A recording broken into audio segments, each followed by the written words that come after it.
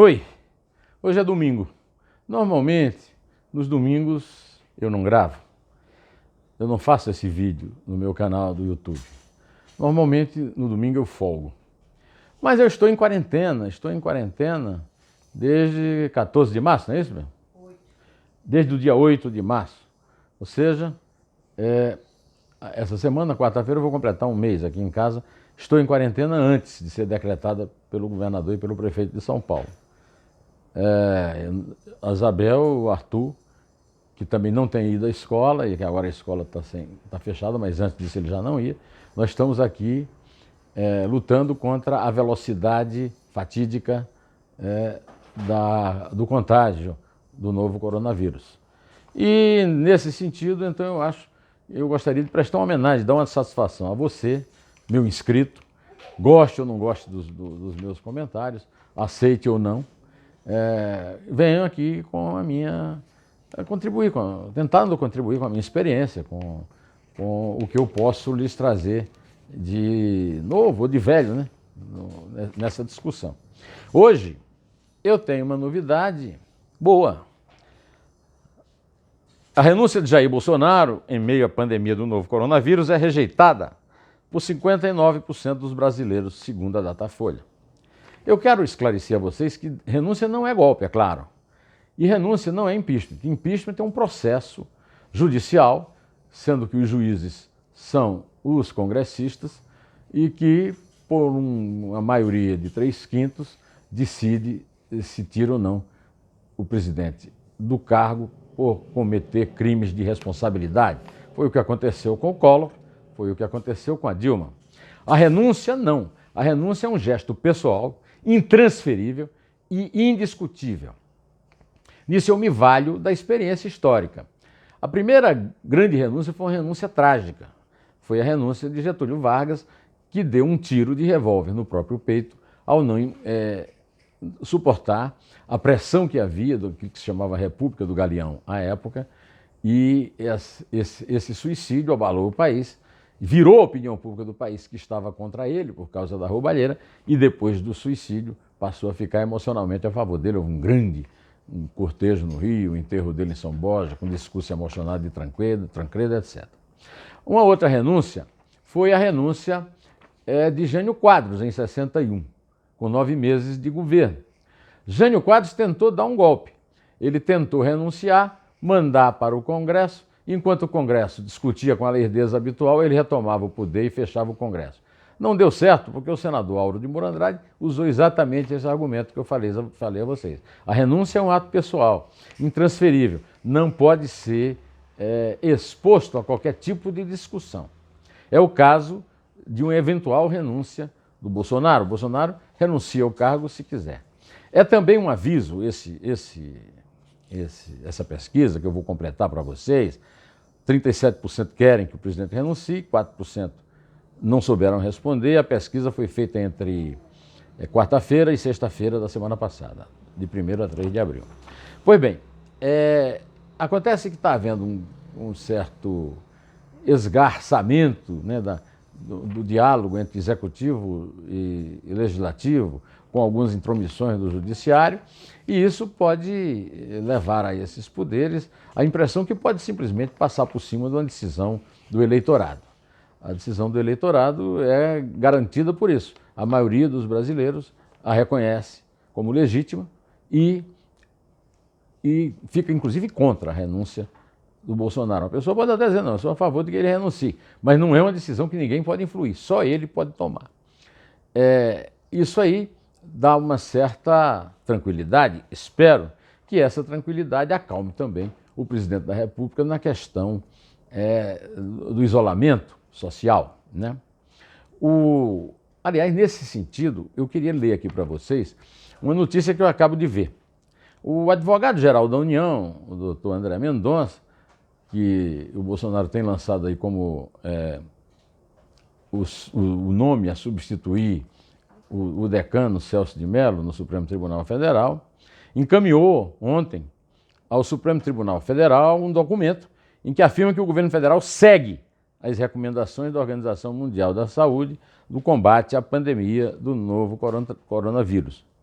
Acontece o seguinte, a Ordem dos Advogados do Brasil mandou uma ação ao Supremo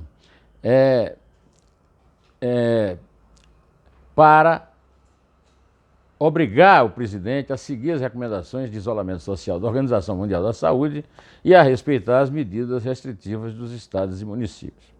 O que o André Mendonça escreveu, eu vou ler, para você ver que ela contraria, de alguma forma, aquela notícia que o Bolsonaro deu à Jovem Pan de que ele tem um decreto pronto para abrir todo o isolamento social decretado pelos governadores e prefeitos, que são seus adversários, daqui a 2 anos e 7 meses. Né? E, de certa forma, não é isso que o advogado-geral disse. O advogado-geral disse o seguinte, ao contrário do que alega o autor, que é a OAB, todas as medidas adotadas visam garantir, faltam aí, mas tudo bem, né? As orientações não só do Ministério da Saúde, mas também da Organização Mundial da Saúde. Tais medidas também visam garantir o isolamento social necessário para evitar a rápida disseminação do novo coronavírus. Ainda segundo André Mendonça, vale lembrar que o Poder Executivo é exercido pelo Presidente da República, auxiliado pelos ministros de Estado, assim todas as orientações do Ministério da Saúde advêm e por isso encontram a chancela do próprio governo federal. Também nessa mesma entrevista da Jovem Pan, o Bolsonaro disse que o Mandetta não é humilde, né? E, de certa forma, tentou desautorizar o ministro da Saúde, que ele nomeou. Bom, se o Bolsonaro tiver certo, eu não afasto essa possibilidade, 157 países estão errados no mundo hoje. Só ele, Bolsonaro, estaria certo. No caso, até o Brasil estaria certo, porque o Brasil está parado, né? Bom, o secretário executivo do Ministério da Saúde, o número 2 lá, João Gabardo, disse ontem na entrevista coletiva que este não é o momento de flexibilizar o isolamento social adotado por estados e municípios para evitar a propagação do novo coronavírus. O momento vai ser quando tivermos mais fortes, disse o número 2 da pasta. Ele está em sintonia fina com o Mandetta, né? Segundo o André Mendonça, o Bolsonaro também, né? Já o ministro da Economia, Paulo Guedes, defendeu também ontem a criação de um passaporte da imunidade para que pessoas curadas ou não infectadas pelo novo coronavírus possam voltar a trabalhar. Eu não conheço nenhuma experiência do economista Paulo Guedes, da Escola de Chicago, na área da infectologia. E não conheço, ainda não ouvi nenhum infectologista que tivesse qualquer garantia sequer que a doença não possa voltar por quem estiver imunizado dela, né? Há uma grande discussão sobre isso e melhor seria o Paulo Guedes não se meter, deixar isso com o Mandetta, que é o ministro da área da Saúde, ou se o Bolsonaro preferir, ele demite lá o Mandetta, coloca o próprio Paulo Guedes como ministro da Saúde, ou então os dois que estão aí na boca da botija, loucos para serem nomeados. O boquirroto Osmar Terra, que foi ministro da Cidadania e foi substituído por falta de desempenho pelo Bolsonaro, e o diretor da Agência Nacional de Vigilância Sanitária, que o Bolsonaro colocou lá como presidente provisório e ele está esperando ser ministro da Saúde. O Brasil não tem testes, está a um passo da falta de leitos. Como pode garantir que alguém está imune, hein? Como é que o Paulo Guedes... Que informação o Paulo Guedes teve para ter essa ideia, mais uma das ideias brilhantes? A última que ele teve foi de dar R$200 para os famintos, e aí o Congresso aumentou para 600 e ele não consegue sequer achar os famintos para pagar, né? Bom, tinha um chefe de Estado, aí tem, além do Bolsonaro, tem o Nicolás Maduro e o Daniel Ortega, o guerrilheiro comunista lá da Nicarágua. Tinha o presidente do maior país do mundo, né?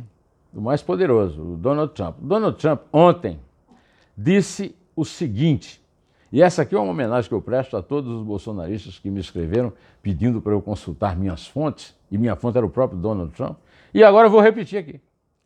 Ontem, o Donald Trump disse que esta semana que começa hoje será a semana mais difícil no combate à pandemia do novo coronavírus nos Estados Unidos e disse que, por causa disso, é que ele enviou 1.000 militares e mais, atravessou na entrega de respiradores fabricados pela China e vendidos ao mundo inteiro, assaltando os aviões e paralisando no aeroporto de Miami. Inclusive o Brasil, dos seus grandes amigos, os Bolsonaro, que agora estão aprendendo a lição que países não tem amigos, tem interesses, né?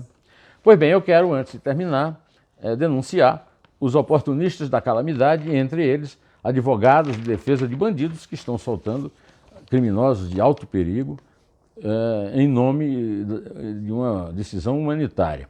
Eu quero usar aqui a advertência que o ministro do Supremo Tribunal Federal, Luiz Fux, fez em entrevista à Folha. Os juízes criminais devem ter em mente que o Conselho Nacional de Justiça recomendou, não determinou, a liberação de presos em regime semiaberto. Acho que, inclusive, o Conselho Nacional de Justiça pisou na bola. Tá? Bom, entre os 2.500 presos do Paraná, tem a história de um cara de 60 anos, Bela Vista do Paraíso, no norte do Paraná, que estuprou 2 crianças, inclusive uma filha dele, uma de 6 e outra de 8 anos. Outro preso em Curitiba é líder de uma facção criminosa e foi colocado no regime domiciliar. E, além de mais, um sujeito condenado por latrocínio e tráfico de drogas, com pena cumprida de mais de 10 anos, recebeu a progressão do regime em Maringá. Antes de terminar de vez, eu quero dizer que eu bati um papo excelente com o Felipe Moura Brasil, do Antagonista. Esse papo está reproduzido pelo Antagonista, você pode vê-lo se quiser. Eu vou dar o link do papo no meu site, neumani.com. Aí você fica conhecendo também o meu site, se quiser, não estou só convidando. Não. Bom, direto ao assunto. Em pé, só a verdade nos salvará.